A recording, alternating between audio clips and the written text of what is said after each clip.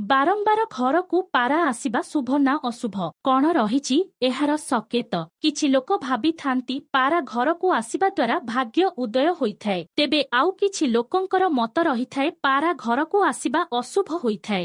ଜ୍ୟୋତିଷ ଶାସ୍ତ୍ରରେ ପାରାଙ୍କୁ ବୁଧ ଗ୍ରହଙ୍କ ସହିତ ଯୋଡ଼ା ଯାଇଥାଏ। ପାରା ଗୋଟିଏ ଏଭଳି ପକ୍ଷୀ ଯାହାଙ୍କ ନିକଟରେ ବୁଧ ଗ୍ରହଙ୍କ ଶୁଭ ଓ ଅଶୁଭ ଗୁଣ ରହିଥାଏ। ପାରା ଯୋଡ଼ାଙ୍କୁ ଶାନ୍ତି ଓ ପ୍ରେମର ପ୍ରତୀକ ଭାବରେ ଗ୍ରହଣ କରାଯାଇଥାଏ। ବିଶେଷ ଭାବରେ ଧଳା ପାରାଙ୍କୁ ଅନେକ ଶୁଭଦାୟୀ ବୋଲି କୁହାଯାଇଥାଏ। ତେବେ ଆସନ୍ତୁ ଜାଣିବା ଘରକୁ ପାରା ଆସିବା ଶୁଭ ନା ଅଶୁଭ ସକେତ। ପାରା ଗୋଟିଏ ଏଭଳି ପକ୍ଷୀ ଯାହା ନିକଟରେ ଖରାପ ଆତ୍ମାଙ୍କୁ ଦୂର କରିବାର ଶକ୍ତି ରହିଛି। ଯଦି ଆପଣଙ୍କ ଘରେ ପାରା ବସା ବାନ୍ଧିଛି ତେବେ ଖରାପ ଆତ୍ମାଙ୍କ ପ୍ରବେଶ ହୋଇନଥାଏ। ମା ଲକ୍ଷ୍ମୀଙ୍କ କୃପା ଲାଭ କରିବା ପାଇଁ କିମ୍ବା ଘରେ ସୁଖ ଶାନ୍ତି ବଢ଼ାଇବା ପାଇଁ ପାରାମାନଙ୍କର ଅନେକ ମହତ୍ଵ ରହିଛି। କିନ୍ତୁ ଗୋଟିଏ କଥା ଧ୍ୟାନ ରଖିବେ ଯେ ଯେପରି ପାରାମାନଙ୍କୁ ଅସଦାଚରଣ କରିବେ ନାହିଁ, ବରଂ ସେମାନଙ୍କ ଖାଦ୍ୟପେୟର ଯତ୍ନ ନେବା ଦ୍ୱାରା ଘରକୁ ସୁଖ ସମୃଦ୍ଧିର ଆଗମନ ହୋଇଥାଏ। ଘରର ଯେଉଁ ସ୍ଥାନରେ ପାରା ବସା ବାନ୍ଧିଥାଏ ସେହି ସ୍ଥାନଟିକୁ ସର୍ବଦା ସଫାସୁତୁରା ରଖିବା ଜରୁରୀ।